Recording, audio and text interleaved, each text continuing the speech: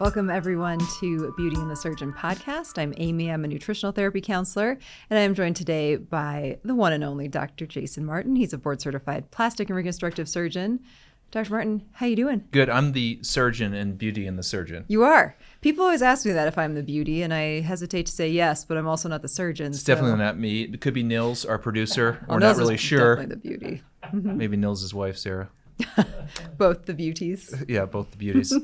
All right, what are we talking about today, Amy? Today we're going to be talking about face and neck lifts, but in a way we have not talked about them before. We're actually going to talk about the surgery itself in detail. So if you're interested in learning more about facelift, we do have some other podcasts where we actually interview a patient who's had a facelift and talk about her experience. We've also talked just more in general about facelift surgery, but this time we're really going to be getting into the nitty-gritty of the specifics of the way the surgery is done. So when we teach the fellows, we call that didactic training. So we're going to teach you, the listener, how to do your own facelift. Oh, this is great. I think we should, get a disclaimer here that if you try to do your own facelift, it might be a problem. You should go to a board-certified plastic surgeon, but at the very least, you'll know all the steps of the facelift. You'll know what's happening. Yeah. Yes. Maybe just do your non-dominant side. Leave your dominant side to the professionals. Just do one side of facelift and neck lift. So Amy and I thought this would be a great idea to do the nitty-gritty, the down and dirty on a facelift, so you understand every step. We're going to have diagrams, if you watch us on our YouTube channel, showing the steps of the procedure. Also, my preferences, but I'll mention some other styles of facelift. So if you're considering doing a face and neck lift, you listen to this podcast or you watch this episode on YouTube, you're going to know everything you need to know about a face and neck lift. Yeah, absolutely. And we do have some slides and some cool pictures to share. So if you are interested in watching, you can go to our YouTube channel, Jason Martin MD. And there's also usually some pictures that we post on Instagram as well at Beauty and the Surgeon podcast. You can go on our website too and see some before and afters. We have some really good before and afters of face and neck lift. Yeah. All right, let's get started, Amy. 2018 statistical data from ASPS, the American Society of Plastic Surgeons, in 2018. Interestingly enough, facelift went down over last year and also over the year 2000, which is when they first started collecting data. So facelifts, which does not include the neck lift, that we did that separately for the statistical data. In 2018, there were just over 121,000 facelift performed. In 2017, there were almost 126,000. In 2000, there were 133,000. So we have a decrease of about 9% over the last 18 years. And it's interesting because in those years, there have definitely been some changes with our population base, and the ages that people tend to do a facelift. But there are some great non-invasive options that kind of bridge the gap for people for maybe a few more years. I think that's what's going on. You got the fillers and Botox, right? Juvederm, stuff like that, Voluma. Face tight. Yeah, and then you got the middle options, which we've talked about in here before. Go out and reference our Face Tight, Body Tight episode, where you have procedures that you can do in the office that will kind of bridge between your youthful face and the face that needs a face and neck lift. So I think that's what's going on. Also, people maybe are choosing different options related to and maybe specifically maybe facelifts are not as in vogue. We don't see that in our clinic. I feel like for me, facelifts are more in demand than ever, but that's a possibility. I mean, there's always cultural shifts. There are, and I think just where the population's at as a whole, the population base and where they're feeling they're spending their discretionary income. I mean, all of these things play into statistics so much, which is kind of cool. But interestingly, with neck lift, that number stayed pretty much flat. So about 53,000 this year and 53,000 last year. So there was a nominal change. And they weren't actually tracking facelift and neck lift separately in 2000, so we don't have that data. But over the course of the last year, at least, neck lifts have remained pretty stable. Yeah, and the difference between the facelift is like 7,000 or 8,000. So we're not talking about a huge number. And it's surprising how low the number of face and neck lifts are. I thought that would be higher. And it's funny, you get skewed because in our practice, we do so many of these procedures. And looking at this, it's just interesting because, how many breast augs are done a year? How many liposuction cases? So much. So many more. Yeah. No, it's true. And, I think that ultimately may be in some ways a kind of positive thing in the world of plastic surgery, that people are perhaps seeking out more specialists in this field, which is maybe why we do so many. And, not just having them kind of on the... That's a really good point. Actually, This ASPS, the Society of Plastic Surgeons, is only getting the numbers from plastic surgeons. So I bet you this decrease in number may be related to the other types of specialties that are actually doing face and neck lifts now, which is like oculoplastics, ENT, oral maxillofacial surgeons. That's probably part of this. That's really interesting. Yeah, I think it is. So either way, I mean, it is still a rather common surgery for sure. Let's talk about some of the different types. And I think this is where people get really confused about the differences in quote unquote types of face and neck lifts. You know, a lot of times people come in and they just want a neck lift, but what we tell them is they need a lower facelift or a mini facelift. Like, oh no, I don't want anything done to my face. It's just this. And they point to their jowls. Like, well, that is part of your face. Right. Not just your neck. I mean, your jowls technically comes from your face. Yes. And your neck is separate. It's all homogeneous. You don't fix one thing and not the other. If you have aging of the neck and then aging of the face also, and you only fix the neck, everyone's going to say, well, you obviously had a neck lift because your neck is totally better or looks better, and your face is exactly the same. And vice versa. And vice versa. So most of the time, rare is the time you only do a facelift alone or a neck lift alone. It does happen, I would say, in our hands, 10 to 20% of the time at the most. Most of the time you're going to do some sort of variation of a facelift, some sort of variation of a neck lift. If you look on our YouTube channel, which could be really helpful for this episode, you'll get to see the different types of facelifts. You can have just a lifting of the face that also does the lower part of the neck. You can do a super mini lift, and that's for both the jawline and the neck. You can do a lower facelift and neck lift, which is the most common thing we do. And then you can just do a neck lift alone. Those incisions associated, those scars associated with those surgeries vary depending on the area you're treating. So it makes sense if you're going to treat the upper part of the face or the mid part of the face, you're going to have a scar in front of your ear because that's where you're doing the work. If you're going to only treat the neck, you're going to have probably scars behind your ear and maybe into your hairline, which we call the occipital hairline. What does a normal layperson call that? Oh, I don't know. I mean, I would call that the occipital hairline, the back of your head. I stumped Amy. Like with this is the best day ever. With a she layperson doesn't have the layperson term no. for occipital hairline. Like, no. The hair behind your ear. Ridge. How about that? It's just the back of your head. The back of your head, where your hairline is. Like where you'd cradle a baby's head in the back. That's a non sequitur. So, anyways, if you think about that, so your scars or your incisions are going to go in the area that you're treating. So, if we do a mini facelift, the scars are not going to go in that hairline behind your ear. They're only going to be in that crease behind your ear, in front of your ear, and maybe up into the sideburn area, which we call the temporal hairline.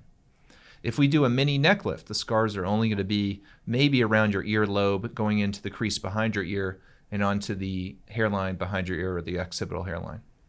And then any variation in between there is going to be kind of robbing Peter to pay Paul in terms of where the scar is going to be. It's either going to be more on the front of the ear or more behind the ear, depending on what you need to treat. I would agree with that. And I think people get really hung up on the terminology. And I always kind of find that kind of interesting. Like, well, Dr. Martin said it was a mini facelift. Like, so I must not need that kind of incision. Like, well, yes, you do. And the difference between all of these from the most involved, and we're not getting into like what was the old style facelift where they came completely up, across the brow almost. Yeah, in the old days, I mean, this was even in my training when I trained at NYU, Manhattan Eye, Ear, and Throat Hospital, which is quintessentially some people would argue this, where facelifts came from and neck lifts came from. The people that taught me were the ones that came up with these procedures. Dr. Aston, Dr. Baker, and a few other people. But anyways, they would still do these incisions from ear to ear. Mm-hmm. So that would be the brow lift and extend it from the facelift across your head, all the way across, like what we say, a bicoronal incision. This was crazy, right? So at that time, in the old days, in the 90s and 80s, scars were not as much of an issue. These days, people want scars hidden. They want them not visible. And they want to have the quickest recovery, so the least invasive procedure possible. So a majority of the time, I try to limit either the amount of facelift I have to do or the neck lift, depending on what their presentation is. And so I'll say words like mini or whatever. Right. And it gets very confusing. And then Amy yells at me after the patient leaves, like, just tell them a face and neck lift. But I'm saying that because I want them to understand that we're really going to focus on the neck here or the face here, et cetera, Yeah. And again, I mean, even with all that said, the difference between these incisions is not that great, but the difference in the result, that's kind of that thing. You put minimal input, you're going to get minimal output. So if your goal is to have the smallest scar, you're also going to have the smallest change. Yeah, that is a key point. Everyone wants the least invasive procedure until they come into my office and I say you need a full face and neck lift. They're like, no way. I'm like, you're not going to get the result you want. Right. And that's a real issue. You need to go to someone who's going to be honest with you. And the result that lasts. Yeah. This is a big surgery, so it's not something that most people want to be doing every couple of years, but doing the very, very least invasive option, if that's not really what is going to suit you, is also not going to last you very long. You need exactly what you need. That's kind of the way I look at this always. Yeah. And I try not to differ from that unless someone has some constraints, scars, maybe some medical issues, and they can't do the full surgery if they need it. So let's go to the next slide. So this is a great kind of diagram showing that with certain types of facelifts, we also address what's called the SMAS flap. Yeah. Kind of building up the infrastructure underneath the skin. Yeah, superficial muscular aponeurotic system. It's basically the muscle layer below your skin and fat. And this layer is what you address to really get the rejuvenating effect of a facelift. And that SMAS carries down to the neck, which is onto the muscles in the neck, which is called the platysma muscle. And you also address those with a neck lift. So a majority of the change with a face and neck lift comes from these deeper layers. In the old days, we used to pull the skin, and you've seen evidence of that in Hollywood. Yeah, and they would just do everything with the skin. These days, we do it with a deeper layer and re-drape the skin over the area of surgery, kind of like you would re-drape a couch. What do you call that? Reupholster. Reupholster a couch. The same idea. And so when you reupholster a couch, you don't pull it as tight as possible. You just kind of lay it over exactly how it was before. And that's the idea with a face and neck lift. This deep layer, this muscle layer, is where the differences come from the surgery. So, Amy, even though I do something called a smastectomy, SMASECTOMY, which was brought about by Dr. Dan Baker. CPT code 15829. So what are some other types of way to address the SMAS? This is kind of a trick question because you may not know this because you see what I do. Well, I see what you do, but there are other doctors who have tried other things to sort of address the SMAS. Like the thread lifting is something that... Well, no, we don't want to go there yet. Okay. What I'm saying, there's different ways to address the SMAS in a facelift. There's another way which is called a deep plane facelift. When I do a smastectomy, I kind of stay on top of that muscle layer. A deep plane goes underneath the muscle layer and doesn't elevate as much skin. There's a guy named David Rosenberg in New York City who's a big proponent of this. He has really good results. He was also at Meath when I was there. I really like these kind of results. They have a nice change. They really help the mid-face or your cheek area. It's a little bit more problematic. It has a higher risk of injury to nerves, the facial nerves, and we'll address that later on. The facial nerves are underneath the SMAS layer, okay? So you're literally doing surgery right on top of these nerves. The older way to do it is not a smastectomy, or one of the other ways is just a little SMAS flap. So you elevate the flap not in a deep plane where you're underneath the nerves, but when you're over something called the parotid gland. And that's a great way to do it too. Studies have shown that no matter what the surgeon tells you when you go in their office and they tell you this is the best way to do it, that the longevity of how you address the SMAS and the overall results are fairly similar across the board. Now, surgeons are like chefs. They'll argue the fact that their ingredients are better, that their squash is better than someone else's squash. So just so you know, at least in the literature for plastic surgery, the way you address the SMAS, the deep muscle layer, is probably not going to, as long as you address it, is probably not going to have a huge difference in outcomes. Recovery may be different in certain cases, but overall, the outcomes are going to be about fairly similar.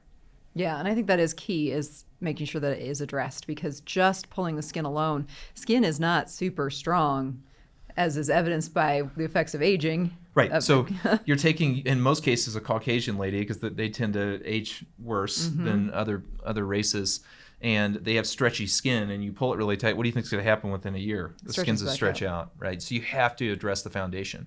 If you want to fix up your house and you have a bad foundation problem, you have to fix the foundation first. You can't fix everything else. Well, you can, but it's not going to last. It's not going to last. I always do the construction Right. analogy. It's So like the three little pigs. You blow your house down. right. Because one of them had a brick house. Yeah, his house you couldn't blow down because he had Okay. a strong foundation. Right. Bricks.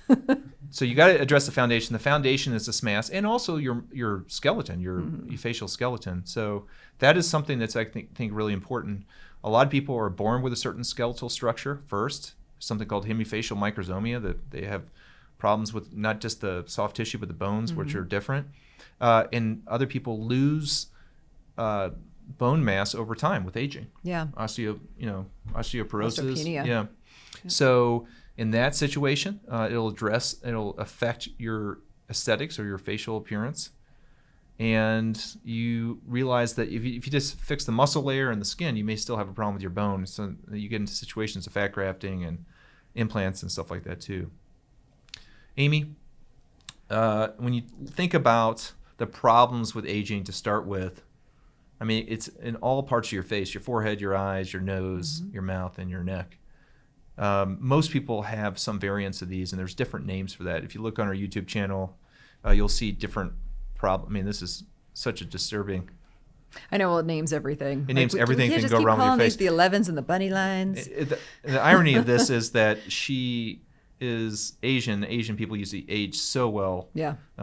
Anyways, there's different parts of the face, and the reason why I selected this slide out is just to show you that facial aesthetics and facial surgery is not just a face and neck lift. You can have eyelid procedures, brow lifts, and all that kind of stuff. And in most cases, we're going to be doing something along this line. Yeah, and then, as you mentioned before, addressing one area alone without kind of addressing the surrounding areas, if they warrant it, is only solving part of the problem. I mean, if we were to, block out her mouth, you'd still see her eyes. So you really want to make sure that whoever you go to for facial surgery really is looking at you as a whole. And you may be focused on one thing, but at least be open to kind of hearing what they're saying about some of these other areas on your face. And we are not the office that's going to just insist that you do all surgery at once, but where it's appropriate, it is a good idea while you're doing facial surgery to kind of combine some things to get the best outcome in the least amount of downtime.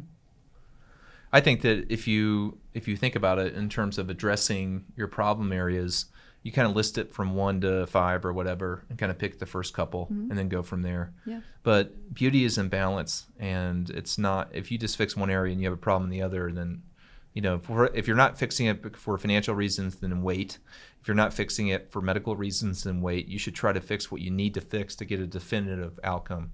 Facial aesthetics or facial surgery is a big deal, right? I mean, for me, it's routine, but it's kind of a big deal. I mean, especially in what we do. I mean, you can't mess that up. You got to do it the right way. This is something you can't hide. You're going to see it all the time. It's your face. Yeah. It's your face.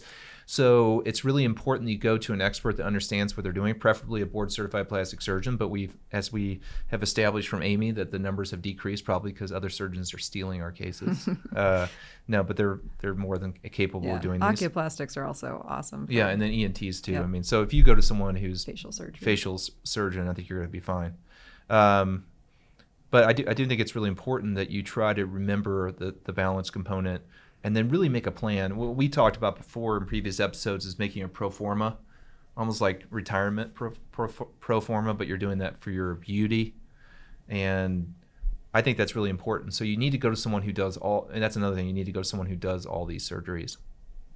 So we have multiple slides. One of them talks about the ligaments of the face, the retaining ligaments of the face, and it's somewhat of an anatomical structure.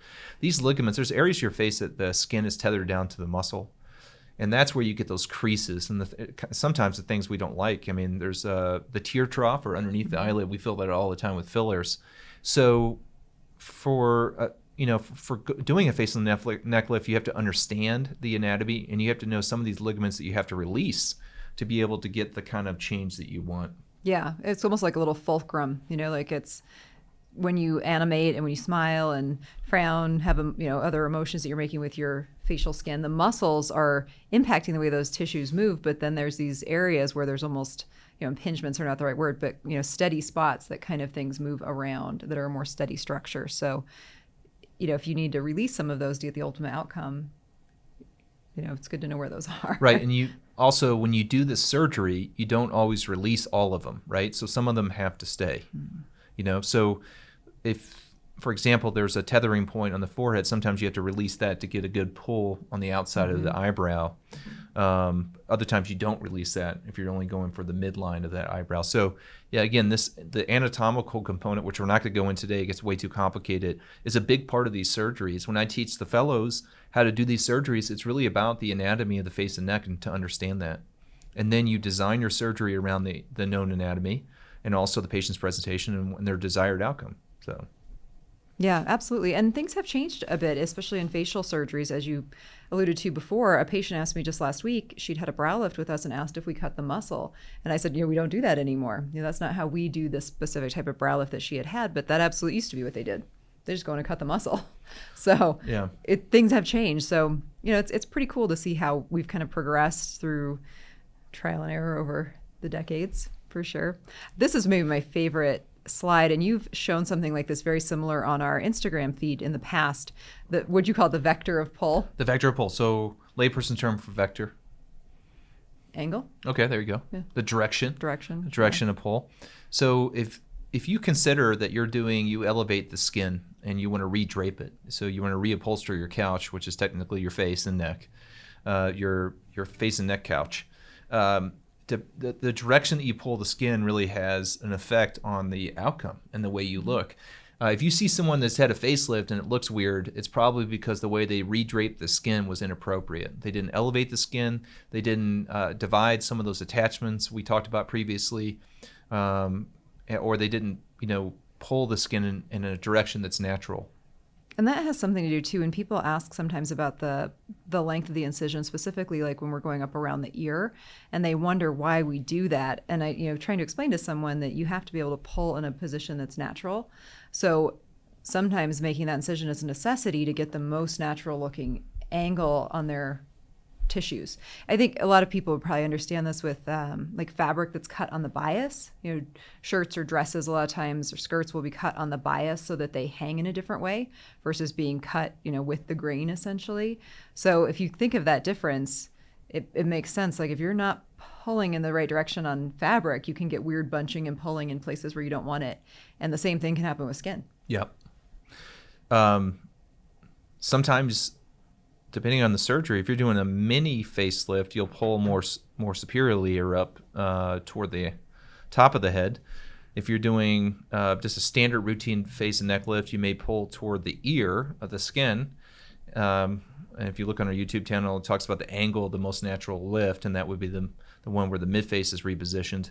But then when you're doing the neck, you may choose to do something that's more behind the ear, or pull behind the ear. So it just depends. Now, what I'll do with the surgery is I'll sit there, and this is what I showed on the Instagram channel, is I will pull the skin, and I'm watching what it does to the face the whole time. It's so funny because people come in for when they want a face and neck lift. They're like, oh, I want this, and they'll grab their face and pull. That's what I actually do literally in the OR. Yeah.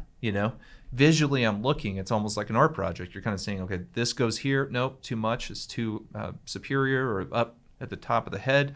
This down here. No, this is too behind the ear. I just want to cut it right in the middle. And that's in most cases, it ends up right in the middle. And that's a big part of the surgery for redraping. And also, when you do that, you remove the excess skin. And sometimes it's a pretty amazing amount of excess skin. Yeah, sometimes it is. Yep, what is just kind of left over. I mean, without even really putting tension on it so much, just kind of once you've rebuilt that underneath layer, kind of brought all that mass back up, kind of pulled it up and sutured it in place, kind of brings the rest of that skin up redundancy with it. And then when you lay it over, it's kind of, there's sometimes like an inch or more that's just excess. So where does that inch come from? Well, that's what I mean. It's from pulling up the base. No, I understand where it literally comes from in the OR, but why does that occur? Is aging thin the skin and loosen the skin so much? An inch on both sides. I've seen that with necks. Now, you could have someone with a lot of weight loss, and you'll see they have a lot of laxity of skin on the neck, but an inch is just amazing when you see this. You're like, wow, man, aging is a really destructive process. Well, and it's gradual too. So, that pull, gravity is a pretty remarkable force on our bodies at all times. And that pull is constant. on everything. And it's just it's stretching everything. It's pulling the fat down with it. It's pulling the muscle down with it. It's pulling those ligaments down with it. Right. We talked about that on our rhinoplasty episode, where people think their nose continues to grow as they age, but it appears to, only because the ligaments that hold it up stretch out. Yeah, everything stretches. And that's one of the things with aging. We've had many episodes talking about this, is that, with the aging process, you get loose skin and the fat either descends, it goes down toward your feet, or you lose the fat. And then it just leads to the saggy, wrinkly appearance. Yep. By the way, Garfield said that he wasn't fat, he was gravity challenged. Garfield the cat? Yeah, Garfield the cat. I've always remembered that. I thought that was a really good line. I always just say I'm not overweight, I'm under tall. Yeah. Garfield was before the Atkins diet, because all he would eat was lasagna. Yeah. Yeah, you got it right. He was a happy cat. Little did Garfield know that carbs were killing you every day. Right, Amy? I disagree with that. I think carbs are life. Yeah. He had great, glucose shuttling. His insulin was on. So much mTOR. He had it really going on. So that's the thing, is that the art form part of a face and neck lift, everyone always thinks technically, like, okay, I hope Dr. Martin can sew this perfectly. That matters. Yeah, it does matter. And if you go to someone like me, it's going to get sewn perfectly. But the real part of it is the judgment of the vector of pull of the skin. And the same is true for the SMAS layer, is how you elevate that. Because when you do something with your SMAS, that muscle layer, what you're doing is lifting it. And most likely in an angle that's not back toward the back of your head, it's not toward the top of your head, it's more at an angle that goes really towards your ear. Okay? And what angle you use on that, how you hold that once you get that pull done, how you secure that in. I mean, this is where the rubber hits the road with a face and neck lift. Yeah, absolutely.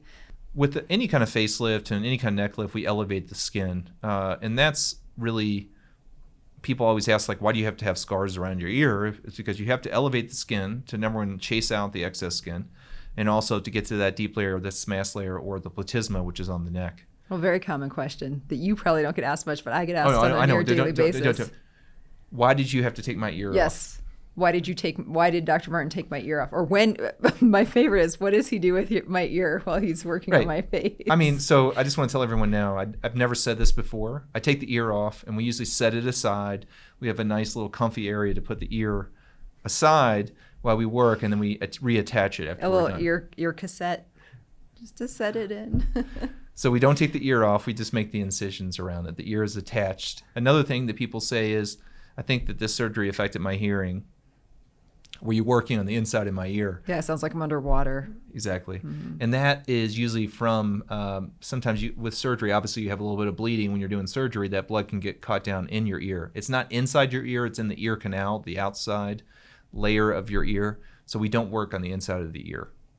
Yep. So. But your ears are sore, and that's something we'll talk more about in recovery, but ears are kind of the epicenter of the action with a face and neck lift.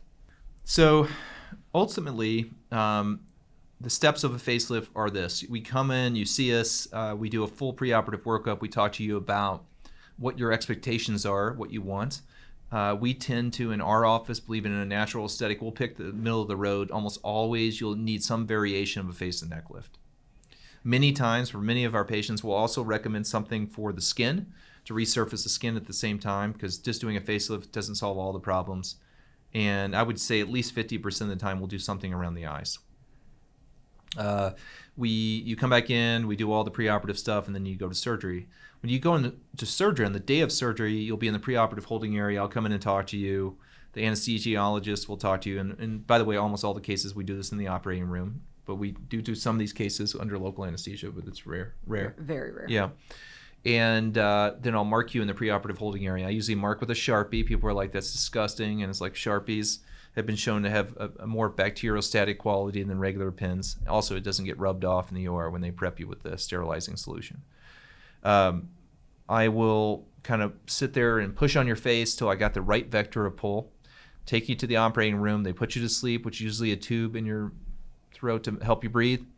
And then we inject the areas of surgery with something called tumescent fluid. Amy, what's in tumescent fluid? It is mostly saline. and some lidocaine to help numb things, and also epinephrine to help stop bleeding. Right. That epinephrine makes a huge difference for the surgery.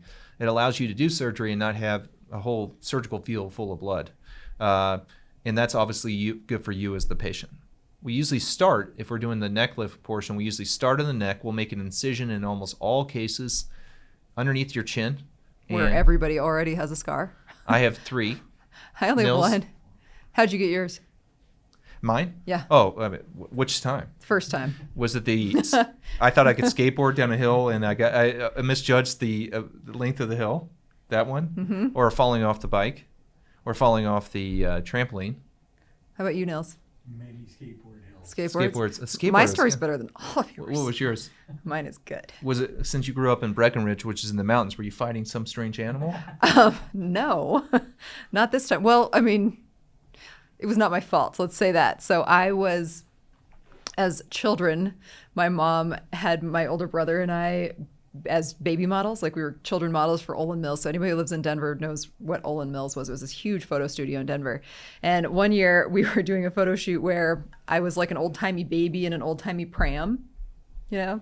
My little brother was dressed up as my older brother, like, as, I don't know, a page boy with like a big lollipop, whatever. End of the story is he was pushing me around in this old-timey pram with the big wheels and the wicker basket right into a staircase. So why do you call that a pram? What's a pram? A pram is different than a stroller. Okay, so that to me is a stroller, but it's called a pram. It is, but a pram has no seatbelt, and well, this was also the 80s. Right. Yeah, so from everyone's account of it, I was real happy holding on to the front of it, until I hit that staircase. So that was a couple decades too early, because you could have gotten a lawyer and sued the hell Oh out yeah, I of could them. have sued everybody. Yeah, so that's why I got mine. Oh, that's too bad. That's the best story. I have to say that my trying to skateboard down a large hill and realizing in the middle of it that I'm going too fast and I didn't know how to stop. Just jump off, just bail. Taught me a life lesson. Think about before you do it. Yes. Right? That's why I'm a good surgeon now. Anyways, so you'll make an incision underneath the chin. After we inject that local solution, that's saline with epinephrine and lidocaine. And why do we use lidocaine when you're asleep? Well, just so you know, just because you're asleep and have anesthesia doesn't mean you can't sense pain. And so doing lidocaine while you're asleep really does help the anesthetic work and keep you calm and asleep. So what we'll do is make these incisions, whatever incisions we need to make around the ear or underneath the chin, and then we'll elevate the skin so we can see all the areas of that deeper layer. Again, in the neck, that's the platysma. In the face, that's called the SMAS. Once that's elevated, then I will address the foundation, and that's either by doing a corset on the neck. So that would be in the midline of the neck below your chin. We do something called a platysmoplasty. Anything with plasty on the end of it refers to something that's tightened, secured with sutures. Mm-hmm. So you kind of tighten it up, just like imagine a corset. And when I say a corset, I know that some people listening to this have no idea what a corset is. I would say that is probably not the case. Maybe not in this age group, but the average person, Does the Nils younger know what a person. corset is? Yeah, See? he's older. So, anyways, a corset is something that squeezes things really tight. The young people definitely know. Have you not been on Instagram? I have no you not idea. seen Squeams and like Kim Kardashian? No, not on corseting Instagram, her Kim waisted as Kardashian. tiny as it Nope. can be. In fact, I think probably more I'm young with the family people on the know weekends. what it is. No, I haven't seen Everyone knows what a corset So, is. and then also we'll do some securing on the outside of the neck, create that corset effect, and then we'll also do something with the SMAS. I do something called a SMAStectomy. We talked about previously. You can do a deep plane SMAS lift. You can do a partial plane SMAS lift. Whatever the case is, you're going to do something to that foundation and secure it. Next thing you'll do is remove the skin. When I'm dictating this procedure, I say the skin was removed in conservative fashion. Points of tension upon insetting were at the confluence of the helix with the temporal skin and the most superior portion of the retroauricular sulcus incision. Okay, we can end the episode now. No, we can't, because every time Drop the mic. There are certain sentences that I've heard you say so many times dictating, followed by "This is William Martin, thank you," that like in my head, even if I'm typing them into a note myself, I'll be typing like something in like "This is William Martin, thank you" is what's going on in my head. Right. Because I've heard you dictate thousands of times. I mean, I seriously could repeat that at like the Whole Foods Right. cash register. Like "This is William Martin, thank you." It was William Martin, thank you. So And then the insetting is done in multiple layers. There's a surgical drain that we put in afterwards or during this surgery. In most cases, with a neck lift, we'll put a drain in. Sometimes we won't with the facelift. Mostly we do. There is a tendency, at least historically, for plastic surgeons to say, I do something super special with no drains. Amy, how painful are the drains? They're only in for the first day. I mean, so you really, right. I always say, though, that I hope the person who takes out my facelift drains is nice because it's not the most pleasant thing. But to remove them, yeah. Once they're out, I mean, like, they're out and Right. you're moving on with your life. I wouldn't make a big deal out of drains if you're considering this surgery. No. And honestly, what's worse is not having a drain and having a postoperative hematoma that Right. has nowhere to go. And yeah. Technically, drains don't stop hematomas, but they do help. We've had a few patients that have had hematomas, and we'll talk about afterwards some of the complications that can occur. But specifically, hematoma is a pooling of blood. The drains do help in that situation because we irrigate out with an epinephrine-soaked kind of solution. And in most cases, that precludes you from having to go back to the OR and do anything about it. Well, and you can use that drain to kind of get that out if you reach it in time. So when we close the incisions, or at least I do, I use nylon sutures, which are external, and that's the quintessential suture you see where the surgeon puts it in and ties it, and you can actually see it. It's a dark color. It's not underneath the skin. And we'll do some deeper layers that are absorbable. Sometimes on the hairline, which we call the occipital hairline, behind the ear hairline, we'll use staples in some cases on those, and that's because the scalp in that area is very thick and the sutures sometimes don't hold. And at the end of the case, we wrap you up. And that's one thing that can really kind of bother people a little bit, I think. Yeah, it can be a little claustrophobic to have your head wrapped, and also you swell. So we wrap you obviously when you're still asleep, and then you wake up and are sitting up and moving, and that's when the swelling kind of starts to settle in. So that wrap can get tight overnight, especially on the neck. Yeah. So, and people feeling a tension on the neck can be really disconcerting for obvious reasons. So, what we'll usually do is give you some medication afterwards to help you relax, like Valium. When you think about, Amy, candidates for this procedure, less invasive versus more complex, I mean, that's really what the questions come down to. When it comes to the nitty-gritty stuff, like getting into how the meal was made, which, by the way, mind of a chef, which I love, David Chang, they get into that, where they go in these chefs and they talk about how exactly they make stuff. You're not really paying attention to the ingredients. You just like hearing the chef talk about it and their interest into it. But this is what people care about. Can I do the less invasive versus more complex? How do we describe that to patients? How do we work through that with them ultimately? You know, this is really a case-by-case basis, and it's not always age dependent. It's how you're aging. You know, there are men and women who come in here that are in their late 60s and have never had anything done and are a candidate for maybe one of the lesser invasive options. A lot of that has to do with their underlying bone structure and musculature, and there's their DNA, how they're aging, and other men who come in their even late 30s who are a candidate for a less invasive option now, and if they wait even a few years, it's going to be past that point. If you want a less invasive option, by and large, you should come in earlier. Yes. It's more like preventative at that point. Like, you see the writing on the wall, you want to do something before it gets bad, and you also understand that this is not a long-lasting procedure, that a bigger surgery is in your future. So that would be like early 40s, and we're just throwing numbers here because it differs across the board, but early 40s, mid 40s. If you want a less invasive option, these are the times when you're going to do it, early 50s at the latest.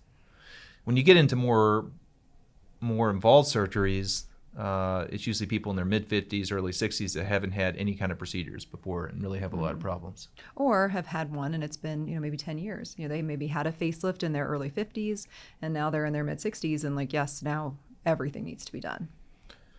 The choice of if you want a less invasive, like a little mini lift versus a full lift, also comes down to what outcome you want. I will not do a mini lift in someone who needs a full neck lift or a full facelift, but also at the same time, if someone's on the fence, meaning that when they present to me and I'm looking at them clinically, not what they're on the fence personally, I will do a less invasive procedure, even though they could do a more invasive procedure.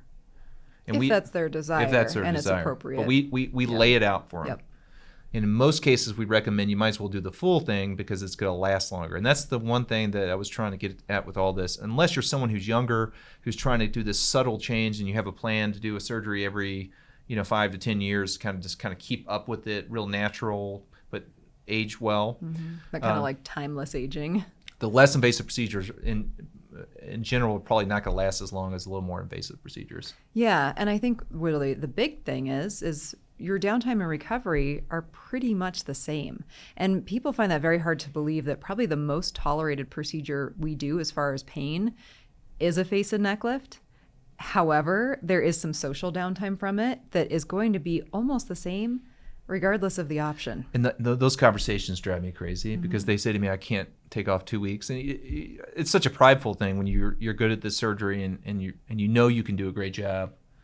And you're like, you can't give me 2 weeks of your life to just to recover from this surgery of which I care about a lot, and I'm going to work 4 hours really hard to make you perfect. With that said, usually their reasons for they can't take off 2 weeks are totally valid. Work, things going on in their life, responsibilities with their kids, or whatever the case may be. Most of the time it's work.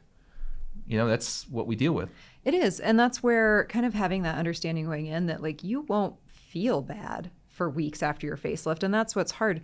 I had a conversation with someone just this week. Well, it's always Dr. Martin said. I'm like, well, yes, Dr. Martin said at 3 weeks that I'll be totally fine. So if you go to a good office, there should be an Amy there. So the surgeon's going to tell you in his mind or the surgery her mind, takes an hour and a half. What's going on, and then Amy will break it down real talk for you. For sure, you do not expect, if you're going to do a face and neck lift, that you're going to have tons of pain. Every now and then we'll have people that do, but that's few and far between. That's rare.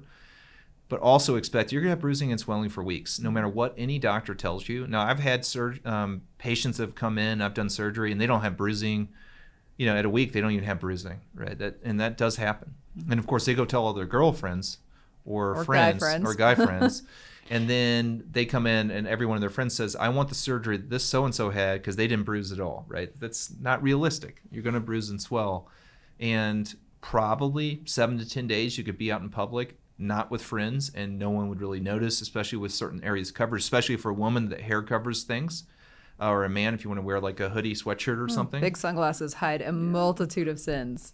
So yes, your downtime will vary. I mean, how big are we talking about? Like ones that fit Jackie O. We're talking Jackie O size? Okay. And this is where you realize really quickly, and that's why I tell people, like, it really depends on your comfort level. Are you telling your friends and family you're having this done? So those things will dictate your downtime from social activities. We always recommend that if you have a very important event, like a wedding, a big graduation, something where you're going to be on television or photographed, or to maybe give yourself, be on Beauty and the Surgeon podcast. Right? 3 months, but to be out and about. And we literally have patients who come in for their drain removal and go have lunch in public, because they don't know anyone in this area, with sunglasses on and a scarf wrapped around their head with all their stitches in. It's so dependent on a person's individual comfort level with how they feel about. That's what happens, Amy, when you have an office next to Nobu, So it's hard to resist what is the box they have, the panko box? Bento box. Yeah, I love the okra yellowtail roll. Very good. But it does, the type of surgery, it doesn't really alter that recovery. If you just take all comers, I think with 7-10 days, you could probably go in public at least somewhat covered and feel comfortable. Yes. In almost any surgery you do. Now, every now and then, we'll do some complex eyelid procedures, and all bets are off with that. So if you think that you're out and about in the dance clubs at 10 days and no one knows what's going on, I'm not sure why you're at a dance club after a face and neck lift. Please don't go to a dance club a week after your face. Do dance clubs even exist anymore? That's the real question. They do. Okay. But I don't think that you need to be realistic about it. But don't people. I don't know what it is, and I get it because people are so sensitive about people knowing. Mm-hmm. But I feel like it's too much is made out of this ultimately. Well, I think it's because they haven't seen it. I think that there is still the past where people would have these surgeries done and literally hide out and not leave their uptown apartment for 6 weeks.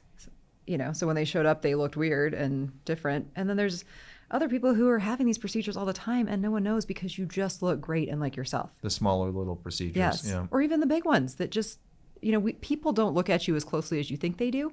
That's the main thing. We've talked about this many times before. Unfortunately, when you find out the reality is that all these people that care about you don't even know what you look like. Right.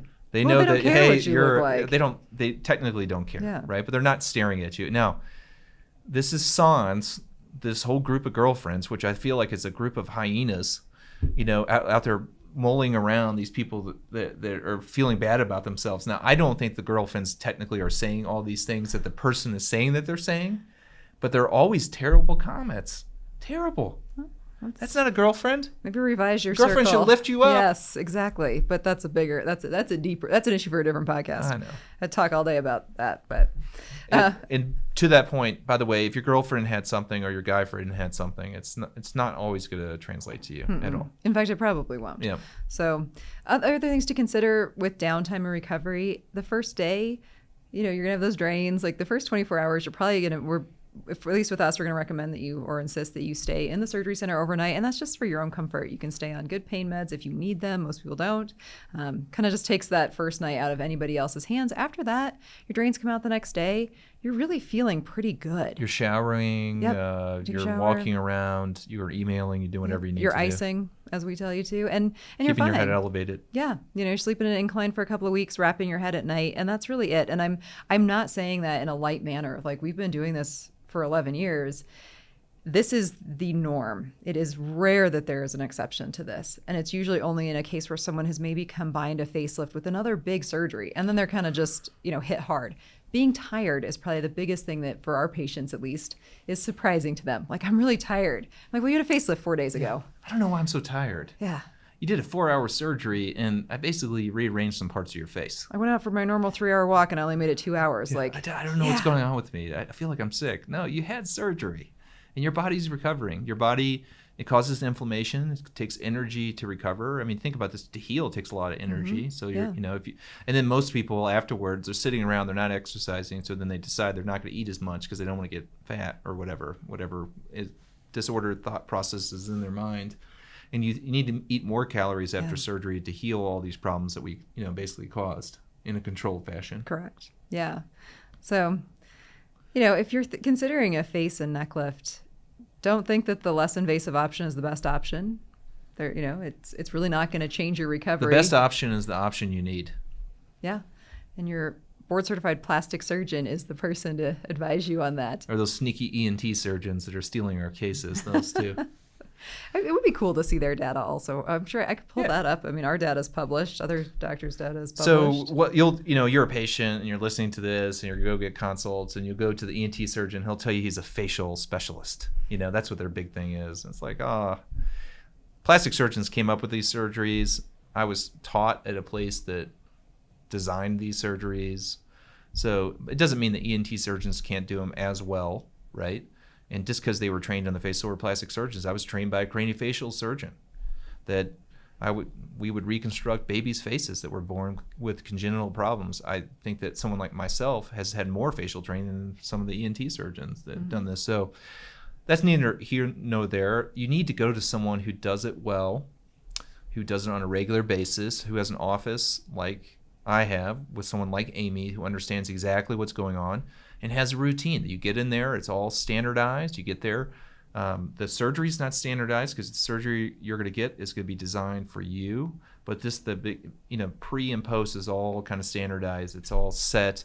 They have their team they work with in the OR, the anesthesiologist they work with, the place they stay. The nurses understand what they want, and then it's fine. You're going to go through it. It's stressful to go through any surgery, especially on the face, but you're going to be fine. 1 to 2 weeks, then you're back out there and you're doing pretty good. Yeah. Do you agree with that? I do. The special sauce stuff I love. The way that you address the SMAS, the way that you inset the skin, how much skin you remove and the looseness of the skin that you take out. What you address, the upper eyelids, the lower eyelids at the same time. How you address the neck with a full neck lift or a mini neck lift. Do you do a platysmoplasty, which is the tightening of the muscle on the neck, or not? I mean, all these things factor in. And if you check those boxes in the right way, your outcomes are going to be really good. Face and neck lift is one of the most rewarding surgeries we do in our office because people come in with real definitive problems. You're looking right at it. You can't escape it, and you can solve those problems very easily. Within 4 hours, they have a couple-week recovery, and they're super pumped up. Yeah, and you just look like yourself, and that's really the best. The sign of a good face and neck lift is the one that nobody notices in the best way. because you look like yourself. And we've talked about that one before too, because people get real weirded out because they want a natural facelift. They come in, they get a natural facelift, and they look great, and they'll even admit it. You can show them the before and after pictures, but then they get really upset that no one's coming up to them saying, "Man, you look great."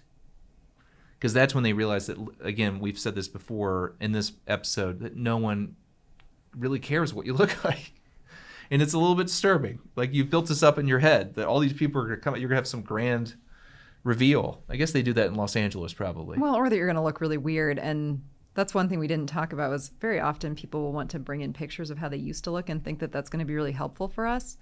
But you kind of have to let go of ever looking like you did when you were 30 and realize that there's a lot of things that have changed in your face, and a facelift will address some of them, but not all of them. Like your bone loss and just the way things shift, even your teeth shift as you age, and some of these ligamentous changes in your face. Like, you're going to look good for you. You're never going to look like you used to look. I do think it's helpful because you get the like an aesthetic idea of what they may think in their mind. But you're right, you'll never be able to recreate that, and you don't want to. No, you're going to look like you, just really good you. Kind of refreshed. Yep. Yeah, so that's why people... Whatever the buzzword marketing term is this month. Refreshed for is, plastic I think, surgeons. a good one. Yeah. Rejuvenated. All right. Well, I think we should finish it there. Face and neck lifts, one of our faves. You can look on our website, jasonmartinmd.com. You have to put the .com in to get to it, right, Amy? Oh, definitely. Make sure you put the HTTPS ://. I have a lot of pictures on face and neck lifts and a really good page on that. Also, on our website, and you can research this on Google, there's other alternatives, middle options like FaceTite, and we do AccuTite, ACCUTITE. We didn't talk about this episode because really it's not totally applicable in relationship to this surgery. But those are things that have been helping us lately preclude you from having to right away go into a face and neck lift. Yeah, so be sure to check us out on social media. We are at Beauty and the Surgeon Podcast on Instagram, and also our YouTube channel at Jason Martin MD. And if you enjoyed this podcast, we would love it if you would leave us a comment, like, subscribe, share us with your friends. We really do love to hear what you guys want to hear about. So if you have suggestions for future episodes, please reach out to us and let us know. All right. Thank you very much. Thank you.